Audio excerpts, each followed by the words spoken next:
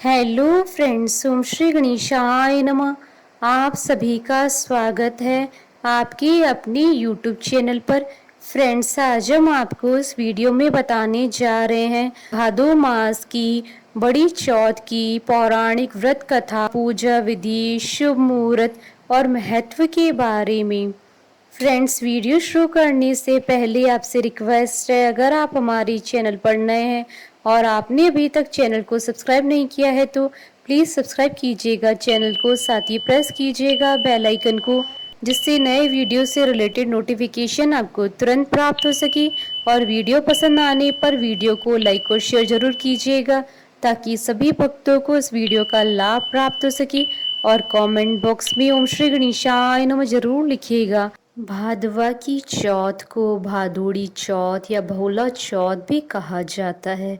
इस दिन चौथ माता का व्रत किया जाता है और चौथ माता की कथा सुनी जाती है। इसके साथ ही विनायक जी की भी कहानी सुनी जाती है। कुंवारी कन्याएं सुंदर, सुशील और अच्छे पति की प्राप्ति के लिए चौथ का व्रत करती हैं और स्त्रियां इस व्रत को अपनी सुहाग और पति की लंबी आयु के लिए करती हैं। फ्रेंड्स, अब आइए जानते हैं भाद्रपद मास की चौथ की शुभ मुहूर्त के बारे में। हिंदू पंचांग के अनुसार इस बार भाद्रपद मास की संकष्टी चतुर्थी 15 अगस्त 2022 सोमवार के दिन है। भाद्रपद कृष्ण चतुर्थी तिथि प्रारंभ होगी 14 अगस्त 2022 को रात्रि 10:35 पर और भाद्रपद कृष्ण चतुर्थी तिथि का समापन होगा 15 अगस्त 2022 को रात्रि 9:01 पर और चंद्रोदय का समय रहेगा 15 अगस्त 2022 को रात्रि 8:47 से रात्रि 9:33 तक। फ्रेंड्स, अब आइए जानते हैं भाद्रपद मास की चौथ की पूजा विधि और पूजा सामग्री के बारे में। हल्दी, कुमकुम, मेहंदी, मूली, घी का दीपक, लड्डू, गणेश जी का प्रसाद, पुष्प, लाल ब्लाउज पीस, जल का कलश आदि। चौथ माता की पूजा विधि। चौकी पर विनायक जी और चौथ माता की स्थापना कर चौथ माता के रोली, काजल, मेहंदी की 13 टीकी लगाएं। विधि पूर्वक पूजन कर ज्योत का दर्शन कर चौथ माता विनायक जी की कहानी सुनकर चंद्रमा को अर्घ्य देकर जीम लेवे। अर्घ्य देते समय बोले, चंदा हेलो उगियो, हरिया बांस कट्या, साजन उबा बार ने अखा पाती लाए, सोना की सांकली गल मोत्यारो हार। भादो की चौथ का चंद्रमा की अर्घ्य देता जीमो मारा बीर भरतार। फ्रेंड्स, अब आइए प्रारंभ करें भादवा की चौथ की कथा। एक नगर में एक सेठ सेठानी रहते थे। उनके एक बेटा व बहू थे। बहू बर्तन साफ कर पानी डालने नीचे जाती तो पड़ोसन पूछती, आज खाने में क्या खाया? वो कहती, बासी कुसी तरबासी। एक दिन जब वह बर्तन साफ कर पानी फेंकने गई तो रोजाना की तरह पड़ोसन ने पूछा, आज खाने में क्या खाया? तो उसने वही रोज वाला जवाब दिया, बासी कुसी तरबासी। उस दिन सेठ के बेटे ने उसकी यह बात सुन ली और मन ही मन सोचने लगा, अभी तो यह गर्मा गर्म भोजन करके आई है, फिर यह पड़ोसन को बासी क्यों बता रही है। दूसरे दिन उसने अपनी माँ से कहकर खीर खांड का भोजन बनवाया। माँ व बेटा बहू ने साथ में बैठकर प्रसन्नता से भोजन किया।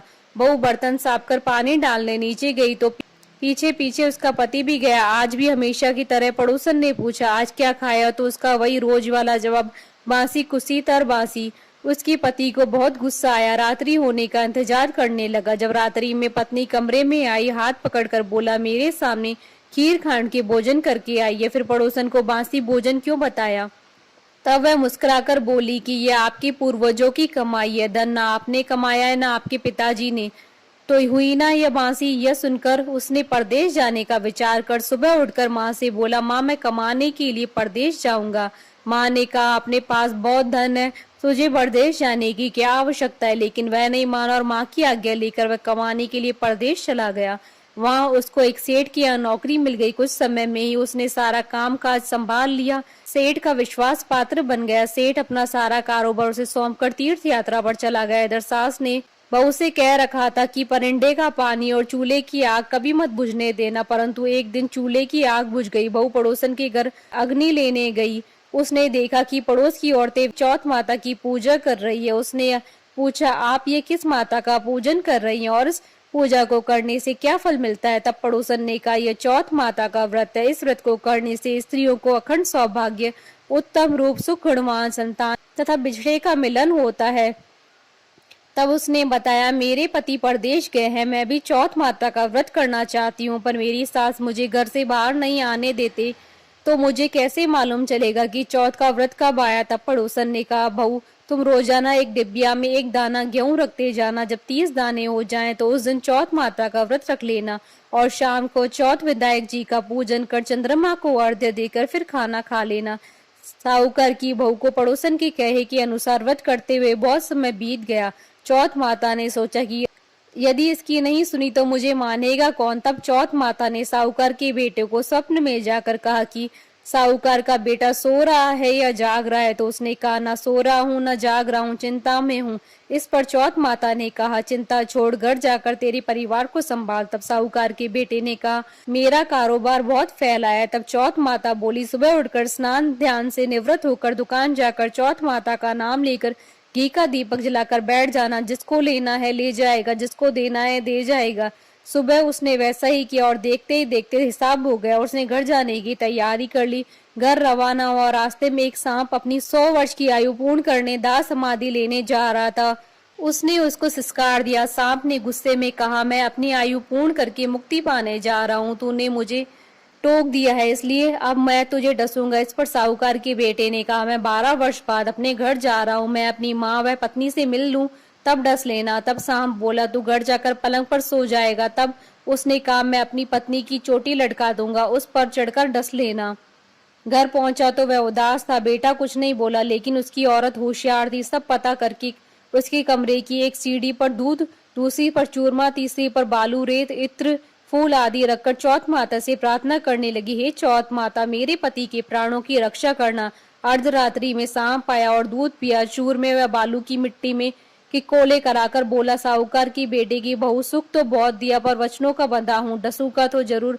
तब चौथ विनायक जी ने सोचा कि इसकी रक्षा तो करनी चाहिए। तब चौथ माता तलवार बनी, विनायक जी डाल बने और सांप के टुकड़े टुकड़े हो गए। सांप की पूंछ का टुकड़ा उसकी जूती में जाकर गिर गया।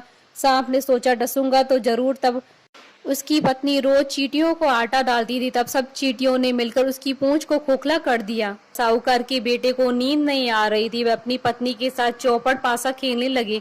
सुबह देर तक जब बेटे बहू नहीं उठे तो साहूकारनी जगाने गई तो सीढ़ियों पर खून ही खून देखकर जोर जोर से रोने लगी कि मेरे बेटा बहू को किसी ने मार दिया। रोने की आवाज से बेटे बहू उठे और बेटे ने कहा, माँ, हमारा बैरी दुश्मन मरा है, यहाँ सफाई करवाओ, तब हम बाहर आएंगे। माँ ने वहाँ सफाई करवाई। बेटा बहू नीचे आए। बेटे ने पूछा, मेरे पीछे से किसी ने कोई धर्म पुण्य किया है क्या? तो बहू ने हामी भरी। तब सास बोली, तू 4 समय खाना खाती थी, तूने क्या धर्म किया? तब बहू बोली, मैं चौथ विनायक जी का व्रत करती थी। एक समय का खाना पानी वाली को देती, दूसरी बार का गाय की बछड़े को, तीसरी बार का जमीन में गाड़ देती, वह चौथी बार का चांद को अर्घ्य देकर स्वयं खा लेती। मैंने बनिए की दुकान से पूजा का सामान मंगवाया, उसका हिसाब कर देना। सास ने पानी वाली से पूछा तो उसने कहा, महीने की हर चौथ को मुझे खाना देती थी। बछड़े के मुंह से फूल गिरने लगे। जमीन में खोदा तो सोने के चक्र मिले। बनिए से पूछा तो उसने अपना हिसाब बताया।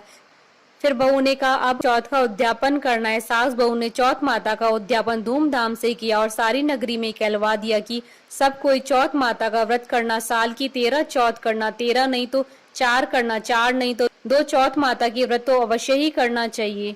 हे चौथ माता, उस पर प्रसन्न हुई वैसी सब पर प्रसन्न होना और सबकी मनोकामनाएं पूर्ण करना और अमर स्वाग देना। बोलिए चौथ माता की जय। बोलिए गणेश जी महाराज की जय।